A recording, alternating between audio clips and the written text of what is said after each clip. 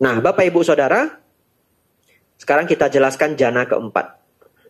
Jana keempat ini, di dalam batin tersisa dua hal.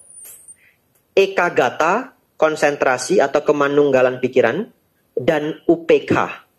UPK ini adalah keseimbangan batin. Ketika seseorang mencapai jana keempat, dia merasakan bukan penderitaan pun bukan kebahagiaan. Tetapi jana keempat ini adalah keadaan yang sangat tenang, sangat nyaman. Kenapa disebut bukan kebahagiaan? Karena ini bukan lagi kebahagiaan yang bisa kita orang umum yang belum mencapai tingkat ini tidak bisa lagi kita konsepkan. Jadi ini bukan kebahagiaan secara umum.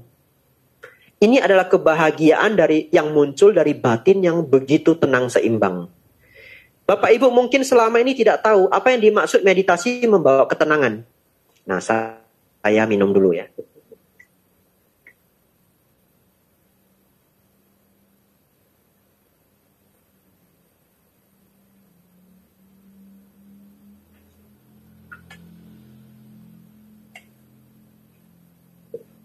Kalau Bapak Ibu pahami konsep jana kedua tadi, Bapak Ibu akan sadar bahwa Bapak Ibu belum pernah tenang dengan sesungguhnya.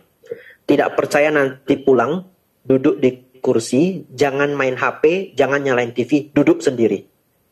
Lihat batin Anda seberapa ributnya. Ngomong tidak mau berhenti. Betul ya? Perintah dia, pikiran. Berhenti berpikir. Nggak bisa. Bahkan Bapak Ibu tidur, masih bermimpi. Betul ya? Nggak mau dia diam. Bahkan dikatakan sebenarnya kita sering bermimpi, hanya setelah bangun kita lupa. Itu menurut para peneliti mimpi ya. Para peneliti tidur. Nah, Bapak Ibu Saudara, kalau Bapak Ibu paham bahwa kita sesungguhnya tidak pernah benar-benar tenang secara sebenarnya, bagaimana kita membayangkan jana keempat ini? Wah, benar-benar sudah di luar bayangan kita. Jana keempat itu suasana yang sangat tenang seimbang, yang mana batin menjadi sedemikian murninya. Di sini dikatakan adalah salah satu tingkat konsentrasi yang paling tinggi, dan konsentrasi jana keempat ini cukup untuk membawa Bapak Ibu mencapai arahat. Ya, jadi jana keempat ini cukup. Ya, kita lanjutkan. Setelah Bodhisatta mencapai jana keempat, beliau melanjutkan beberapa perjuangan terakhir ya. Ini kita tinggal 2,5 lembar. Nah, ini perjuangan terakhir kita. Ketika konsentrasi pikiranku sedemikian murni, cerah tanpa noda, bebas dari ketidaksempurnaan, lunak, lentur, kokoh, dan mencapai keadaan tanpa gangguan, aku mengarahkannya pada pengetahuan ingatan kehidupan lampau. Aku mengingat banyak kehidupan lampau, yaitu 1 kelahiran, 2 kelahiran, 3 kelahiran, 4 kelahiran, 5 kelahiran, 10 kelahiran, 20 kelahiran, 30 kelahiran, 40 kelahiran, 50 kelahiran, 100 kelahiran, 1000 kelahiran, 100.000 kelahiran. Banyak kapa penyusutan dunia, banyak kapa pengembangan dunia. Banyak kapa penyusutan dan pengembangan dunia. Di sana aku bernama itu, dari suku itu. Dengan penampilan seperti itu, makananku seperti itu. Pengalaman kesenangan dan kesakitanku seperti itu. Umur kehidupanku selama itu, dan meninggal dunia dari sana, aku muncul kembali di tempat lain. Dan di sana aku bernama itu, dari suku itu. Dengan penampilan seperti itu, makananku seperti itu. Pengalaman kesenangan dan kesakitanku seperti itu. Umur kehidupanku selama itu, dan meninggal dunia dari sana, aku muncul kembali di sini. Demikianlah dengan segala aspek dan ciri-cirinya, aku mengingat banyak kehidupan lampau. Jadi Bapak Ibu Saudara, setelah Bodhisatta mencapai tingkat jana keempat, beliau menggunakan konsentrasi ini untuk melihat siapa sebenarnya beliau sebelum sekarang. Dan saya pikir itu sangat masuk akal. Kalau Bapak Ibu hari ini punya jana keempat, tentu sebagai manusia kita pengen tahu kenapa kita lahir di bumi ini. Betul ya? Kenapa saya lahir di bumi ini? Misinya saya lahir di bumi ini ngapain gitu. Tapi Bapak Ibu, gimana nyarinya misi Bapak Ibu lahir di kehidupan ini? Ya lihat sebelum lahir, betul ya? Jadi beliau mengarahkan konsentrasi ini untuk melihat sebelum ini saya apa. Lah orang yang lain, lah lihat lagi, mundur lagi. Mundur terus, enggak habis-habis. Beliau mundur sampai 91 kalpa. Apa itu kalpa? Satu pengembangan dan penyusutan dunia. Tadi di sini ditulis ya. Ada pengembangan dunia, banyak kapa penyusutan dunia, banyak kapa pengembangan dunia. Kapa itu adalah pengembangan dan penyusutan dunia. Apa itu pengembangan penyusutan dunia? Zaman ini kita beruntung karena kita dikenalkan dengan teori Big Bang, betul ya? Jadi Big Bang itu adalah dulu alam semesta ini tidak ada. Tidak ada materialnya. Hanya ada material kecil setetes. Katakanlah seperti itu. Yang sangat padat. Kemudian materi ini meledak. Setelah dia meledak, dia mengembang. Kan kalau barang meledak itu mengembang toh? Menjauh. Nah, dia mengembang sampai menjadi dingin. Ketika setelah menjadi dingin, barulah terbentuk planet-planet, asteroid, dan yang lainnya. Nah, dan Bapak Ibu Saudara, sampai hari ini, alam semesta kita masih mengembang. Serius. Nanti cek di Google, The Expanding of the Universe. Dia masih mengembang, jalan dia. Jadi, bumi yang mengitari matahari, dan matahari pun sebenarnya lagi mengitari sesuatu yang lebih besar, dan semua yang saling mengitari ini saling mengembang. Dan teori ini dulu ditemukan oleh Eric Habler. Silakan cek di Google. Ya. Nah, dikatakan, ini teorinya. Karena saya juga belum pernah sampai penghujung pengembangan dunia, saya belum pernah. Begitu ya. Dikatakan oleh para fisikawan, alam semesta ini setelah mengembang, satu ketika akan menyusut kembali. Itu teorinya. Dan tidak tahu kenapa, di dalam kitab 2600 tahun yang lalu itu, Sang Buddha menyebutkan bahwa ada pengembangan dan penyusutan alam semesta. Itu sangat aneh. Mind blowing. Begitu ya. Ya, Bapak Ibu Saudara, di sini Bapak Ibu, Bodhisatta mundur kehidupannya 91 kalpa, tidak menemukan awal kehidupan. Lalu apa yang dilakukan? Beliau melakukan yang selanjutnya. Ini adalah pengetahuan sejati pertama yang dicapai olehku pada jaga pertama malam itu. Satu jaga itu 4 jam ya. Ketidaktahuan tersingkir dan pengetahuan sejati muncul. Kegelapan tersingkir dan cahaya muncul. Seperti yang terjadi dalam diri seseorang yang berdiam dengan tekun, rajin, dan bersungguh-sungguh. Yang kedua, ketika konsentrasi pikiranku sedemikian murni, cerah tanpa noda, bebas dari ketidaksempurnaan, lunak, lentur, kokoh, dan mencapai keadaan tanpa gangguan, aku mengarahkannya pada pengetahuan kematian dan kelahiran kembali makhluk-makhluk.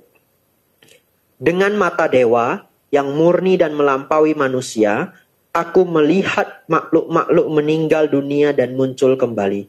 Hina dan mulia, cantik dan buruk rupa, kaya dan miskin. Aku memahami bagaimana makhluk-makhluk berlanjut sesuai dengan perbuatan mereka. Makhluk-makhluk ini yang berperilaku buruk dalam jasmani, ucapan, dan pikiran, pencela para mulia, keliru dalam pandangan mereka, memberikan dampak pandangan salah pada perbuatan mereka. Ketika hancurnya jasmani, setelah kematian, telah muncul kembali dalam kondisi buruk, di alam rendah, dalam kehancuran, bahkan di alam neraka. Tetapi makhluk-makhluk ini yang berperilaku baik dalam jasmani, ucapan, dan pikiran, bukan pencela para mulia, berpandangan benar, memberikan dampak pandangan benar dalam perbuatan mereka. Ketika hancurnya jasmani, setelah kematian, telah muncul kembali di alam yang baik, bahkan di alam surga. Demikianlah dengan mata dewa yang murni dan melampaui manusia, aku melihat makhluk-makhluk meninggal dunia dan muncul kembali, hina dan mulia, cantik dan buruk rupa, kaya dan miskin. Aku memahami bagaimana makhluk-makhluk berlanjut sesuai dengan perbuatan mereka. Bapak, Ibu, Saudara, Bodhisatta mundur kehidupannya sampai berkalpa-kalpa, tidak menemukan awal kehidupan. Benar? Kemudian beliau majuin satu-satu. Jadi setelah mundur, maju. Dan ketika beliau maju melihat korelasi antar kehidupan, kalau ketika beliau mundur, beliau hanya melihat, saya lahir di sini, di suku ini, nama saya ini, kehidupannya seperti ini. Ketika beliau maju, beliau baru tahu bahwa ternyata semuanya berhubungan. Ketika seseorang melakukan perbuatan baik di kehidupan ini, di kehidupan yang akan datang dia lahir di alam bahagia. Dan ketika seseorang lahir, ketika seseorang berbuat jahat di kelahiran yang ini, dia jatuh kembali di alam yang rendah. Seterusnya dan seterusnya. Bapak Ibu mungkin merasa aneh. Kok orang yang dulu berbuat baik sekarang jadi jahat? Itulah kehidupan Bapak Ibu. Bahkan kita bisa melihat di satu kehidupan. Ada orang dari 0 sampai umur 70. Pernah baik, pernah jahat. Betul? Ada preman yang tobat. Betul ya? Nah, preman yang tobat. Nah, ada juga ustadz atau biku jadi preman. Misalkan begitu ya? Nah, itu kehidupan. Jadi kita bisa menemukan pengalaman hidup seseorang yang baik jadi jahat, jahat jadi baik. Nah, Bapak, Ibu, Saudara, ternyata menemukan begitu banyak korelasi antar kehidupan. Apakah hukum kamawipaka, apakah anicca dukkha anatta, apakah paticca samuppada, beliau temukan semua di dalam jaga kedua. Satu jaga adalah 4 jam. Sekarang adalah sudah 8 jam. Nah, Bapak, Ibu, Saudara, kita lanjutkan. Ini adalah pengetahuan sejati kedua yang dicapai olehku pada jaga kedua malam itu. Ketidaktahuan tersingkir dan pengetahuan sejati muncul. Kegelapan tersingkir dan cahaya muncul. Seperti yang terjadi dalam diri seseorang yang berdiam dengan tekun, rajin, dan bersungguh-sungguh. Ketika konsentrasi pikiranku sedemikian murni, cerah, tanpa noda, bebas dari ketidaksempurnaan, lunak, lentur, kokoh, dan mencapai keadaan tanpa gangguan, aku mengarahkannya pada pengetahuan hancurnya noda-noda. Aku secara langsung mengetahui sebagaimana adanya. Ini adalah penderitaan. Aku secara langsung mengetahui sebagaimana adanya. Ini adalah asal mula penderitaan. Aku secara langsung mengetahui sebagaimana adanya. Ini adalah lenyapnya penderitaan. Aku secara langsung mengetahui sebagaimana adanya. Ini adalah jalan menuju lenyapnya penderitaan. Aku secara langsung mengetahui sebagaimana adanya. Ini adalah noda-noda. Bapak, Ibu, Saudara, noda-noda ini dalam bahasa Pali adalah asawa. Nanti akan saya bahas. Aku secara langsung mengetahui sebagaimana adanya, ini adalah asal mula asawa. Aku secara langsung mengetahui sebagaimana adanya, ini adalah lenyapnya asawa. Aku secara langsung mengetahui sebagaimana adanya, ini adalah jalan menuju lenyapnya asawa. Apa itu asawa, Bapak Ibu? Asawa adalah arus batin, arus mental yang bocor tidak terkendali. Kata asawa itu artinya bocor. Sesuatu yang bocor. Batin kita Bapak Ibu bocor. Oleh karena bocor, kehidupan tidak pernah berhenti. Kalau yang menciptakan kehidupan itu adalah pikiran itu sendiri, dan pikiran itu bocor, maka kehidupan kita tidak akan pernah berakhir. Itu yang dalam ajaran Sang Buddha disebut samsara. Persis kalau Bapak Ibu bermimpi tapi belum bangun. Pernah mimpi berjilid-jilid? Tidak akan selesai mimpi itu sampai Bapak Ibu bangun. Saya pernah mimpi dari Indonesia, tiba-tiba sudah di Hong Kong. Tiba-tiba sudah di Australia. Tiba-tiba di rumah nenek. Tiba-tiba bangun. Nah, jadi ternyata pada jaga ketiga ini Sang Buddha memahami bahwa ternyata biang kerok dari semua ini adalah batin kita yang masih bocor. Tapi asawa itu seperti apa? Sulit kita pahami sebelum kita mencapai jana keempat. Jadi Bapak Ibu PR-nya banyak. Setelah ini PR-nya capai jana 1, jana 2, jana 3, jana 4. kemudian Bapak Ibu harus melenyapkan asawah. Tapi, bagaimana kita tahu bahwa kita ada asawanya? Kita ada batin yang bocor tadi. Terlihat dalam witaka dan wicara. Witaka dan wicara itu adalah contoh kecil yang bisa kita lihat bahwa kita memiliki asawah. Batin kita ngomong tidak pernah berhenti. Betul ya? Nah, bahkan Bapak Ibu tidak pernah sadar. Kalau Bapak Ibu sendirian kemudian bosan, yang membuat bosan adalah Bapak Ibu sendiri. Bosan itu karena Bapak Ibu berbicara tidak berhenti. Dengan diri sendiri. Kita selalu perlu distraction. Perlu ada orang lain, perlu ada game, perlu ada musik. Supaya apa? Supaya ini nggak terlalu ribut. Apa benar Bante? Nanti pulang coba sendiri. Ya. Karena kenapa? Karena kalau Bapak Ibu diem, duduk sendiri di rumah, tapi batin ini nggak ngomong, Bapak Ibu nggak bosan. Tapi Bapak Ibu capai jana kedua. Betul ya? Tapi kan dia nggak pernah berhenti. Nah, jadi Bapak Ibu Saudara, di jaga ketiga, Sang Buddha memahami asawa ini. Asawa ini di setiap buku diterjemahkan beda-beda. Jadi cukup tricky. Di sini noda-noda. Di buku yang lain bisa saja kotoran batin. Oleh karena itu kita butuh sedikit bahasa Pali. Tahu bahwa oh ini adalah asawa. Asawa ini adalah biang kerok semuanya. Ketika Sang Buddha melenyapkan ini, pengetahuan ini dalam bahasa Pali disebut asawa kaya nyana. Nyana artinya pengetahuan. Asawa artinya arus batin yang bocor tidak terkendali. Kaya artinya lenyapnya. Jadi pengetahuan lenyapnya arus batin yang bocor tidak terkendali. Asawa kaya nyana. Bapak Ibu Saudara, ketika beliau mencapai pengetahuan ini, kita baca saja. Ini adalah pengetahuan sejati ketiga yang dicapai olehku pada jaga ketiga malam itu. Ketidaktahuan tersingkir dan pengetahuan sejati muncul. Kegelapan tersingkir dan cahaya muncul. Seperti yang terjadi dalam diri seseorang yang berdiam dengan tekun, rajin dan bersungguh-sungguh. Bapak Ibu Saudara, pengetahuan ketiga inilah yang kita rayakan setiap tahun sebagai detik-detik Waisak. Jadi kalau misalkan ada yang nanya, detik-detik Waisak itu rayain apa? Rayain detik-detik lenyapnya asawah. Bahkan Sang Buddha disebut juga nama lain beliau adalah Kinasawa. Yang artinya yang tanpa asawah. Ya Bapak Ibu Saudara, memahami asawa ini sangat penting untuk praktek meditasi kita sehari-hari. Jadi nanti Bapak Ibu ketika bermeditasi, Bapak Ibu akan menemukan batin yang bocor tadi.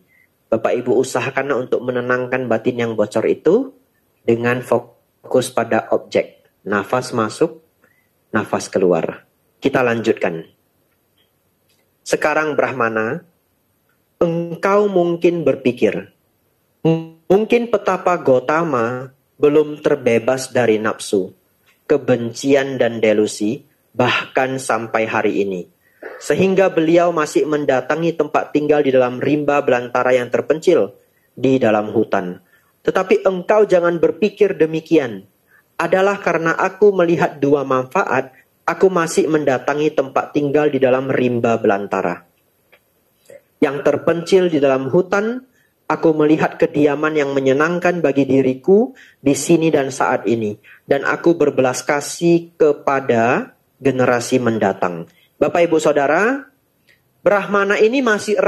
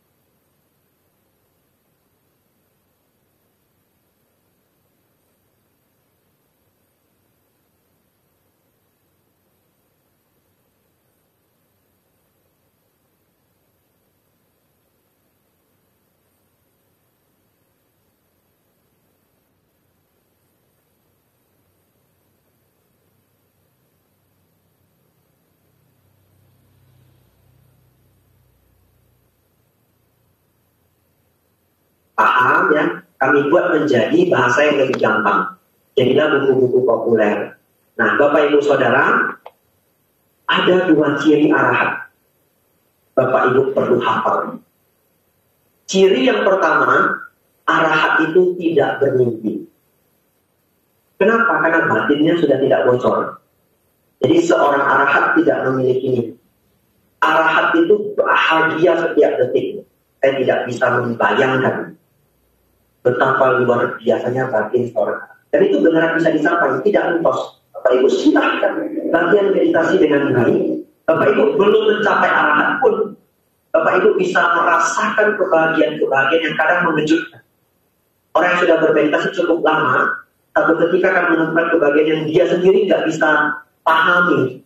Kok saya bisa sebahagia itu? Nah, kalau Bapak Ibu merasakan itu sedikit bukti bahwa kebahagiaan batin itu real. Lantas dipraktekkan terus-menerus. Karena jalannya masih jauh. Yang satu, seorang arahat tidak bermimpi. Jadi kalau Bapak Ibu ketemu ada orang ngaku arahat, apakah biku, apakah umat, ngeceknya salah satunya nanyanya begini, Bu, minggu yang lalu Bapak ada mimpi saya enggak? Ya begitu ya. Atau nanya, minggu ini Bapak ada mimpi apa? Kenapa nanya saya mimpi apa? Penasaran saja. Orang sesuci Bapak itu mimpinya seperti apa? Begitu ya. Wah, dia tersanjung sekali. Wah, saya biasanya kalau bermimpi jalan-jalan ke alam surga. Arahat KW. Seorang arahat tidak bermimpi, batinnya tidak bocor. Mimpi itu adalah batin yang bocor. Buktinya, bisa Bapak Ibu request mimpi? Gak bisa. Kalau bisa Bapak Ibu hari ini saya pulang, hari ini saya ke Mendut ya.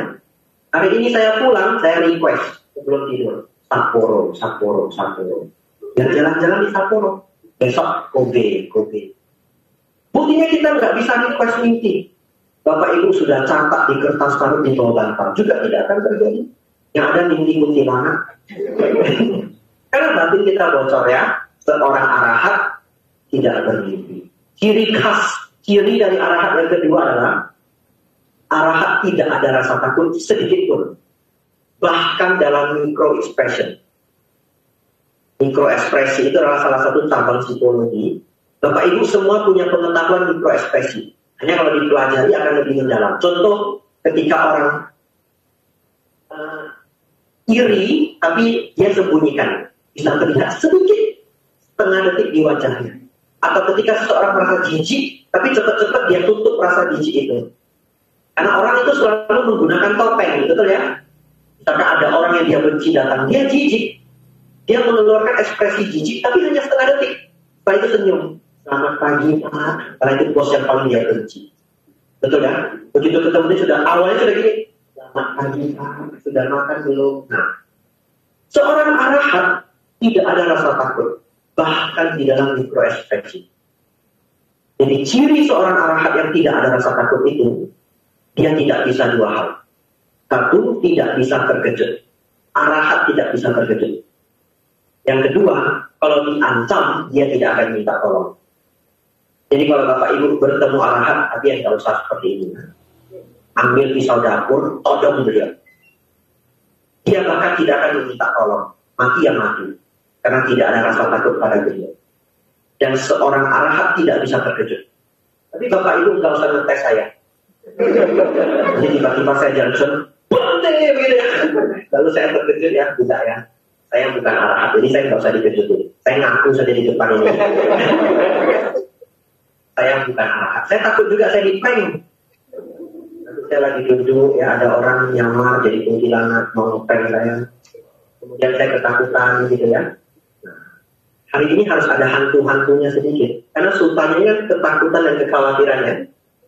Bapak Ibu Saudara, seorang arahat tidak bermimpi, seorang arahat tidak memiliki rasa takut. Terakhir kita tutup. Tentu saja adalah karena Guru Gotama adalah seorang sempurna, seorang yang tercerahkan sepenuhnya, maka beliau berbelas kasih pada generasi mendatang. Menakjubkan Guru Gotama, Guru Gotama telah menjelaskan Dhamma dalam berbagai cara. bagaikan menegakkan apa yang terbalik, mengungkapkan apa yang tersembunyi, menunjukkan jalan pada mereka yang tersesat, atau menyalakan pelita dalam kegelapan, agar mereka yang memiliki penglihatan dapat melihat bentuk-bentuk. Aku berlindung pada Guru Gotama, dan pada Dhamma, dan pada Sangga para biku. Budang saranang gacchami, Dhammang saranang gacchami, Sanggang saranang gacchami. Sejak hari ini, sudilah Guru Gotama mengingatku sebagai seorang pengikut awam yang telah menerima perlindungan dari beliau seumur hidupku. Bapak Ibu Saudara, Brahmana Janusoni memilih menjadi umat Buddha, murid Sang Buddha. Tapi tidak semua percakapan berakhir seperti ini. Bapak Ibu yang ingin baca suta selanjutnya ini, karena saya cuma datang kali ini, kecuali nanti kita ada dhamma kelas lanjutannya. Nah Bapak Ibu Saudara, selanjutnya ini adalah MN36. Nanti tinggal tulis di Google MN spasi 36. Ada yang versi bahasa Indonesia di Suta Sentral. Hanya menu di Suta Sentral itu agak rumit. Cari yang menu Indra Anggara. Kalau tidak ada, bagaimana saya ngeprint ini? Betul ya? Jadi ada yang bahasa Indonesia. Bapak Ibu Saudara, kalau Suta Mahasacaka yang nomor 36, di akhir sutanya itu, dia tidak menjadi umat Buddha. Dia hanya kagum dengan jawaban Sang Buddha, tapi dia tidak muncul keyakinan. Bapak Ibu Saudara, ajaran Sang Buddha ini unik. Sebenarnya Sang Buddha sendiri tidak pernah membaptis umat. Jadi sesungguhnya tidak ada proses baptis untuk menjadi umat Buddha. Umat Buddha itu ditandai dengan pemahaman terhadap ajaran Buddha. Hanya zaman sekarang karena semua agama ada baptisnya, kita ikut. Ya, namanya wisudi, betul ya? Tetapi kalau Bapak Ibu sudah diwisudi, tapi hukum kama wipaka, 4 kebenaran mulia, enggak kenal dhamma, dhamma artinya apa juga enggak tahu, ya itu cuma wisudi, ya juga baik juga lah, enggak apa-apa dah ya. Saya bilang enggak baik, nanti ada program wisudi bagaimana, ya kan? Tetapi alangkah baiknya, lengkap, sempurna, keyakinan itu dibangun dari pemahaman.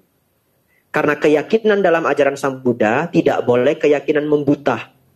Bahkan nanti dalam Mahasacaka Sutta 36 dan Kalama Sutta lebih menarik lagi. Sang Buddha bahkan mempersilahkan kita untuk belajar seluas-luasnya. Silahkan belajar seluas-luasnya. Dan bagaimana nanti kita menentukan apa yang bijaksana dan apa yang tidak bijaksana. Bahkan Sang Buddha menambahkan di sutta yang lain. Sang Buddha mengatakan, apakah seorang Buddha muncul? Apakah seorang Buddha tidak muncul? Dhamma tetaplah ada. Karena Sang Buddha bukanlah orang yang menciptakan Dhamma. Sang Buddha hanya menunjukkan Dhamma seperti itu. Tapi Dhamma itu artinya apa? Dhamma itu artinya hukum kebenaran alam semesta. Paling sederhananya, kalau kita berbuat baik, kita mendapatkan kebaikan. Kalau kita berbuat jahat, kita mendapatkan keburukan atau penderitaan. Nah, itu Bapak Ibu, hari ini kita melihat perjalanan hidup, bagaimana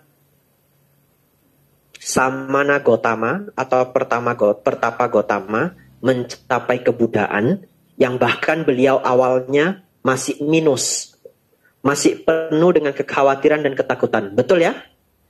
Dan dengan kerendahan hati beliau menjelaskan bagaimana beliau akhirnya melenyapkan ketakutan secara total. Tidak tersisa sedikit pun. Bapak Ibu, setelah dengar uraian sutta ini, cepat-cepatlah mencapai arahat.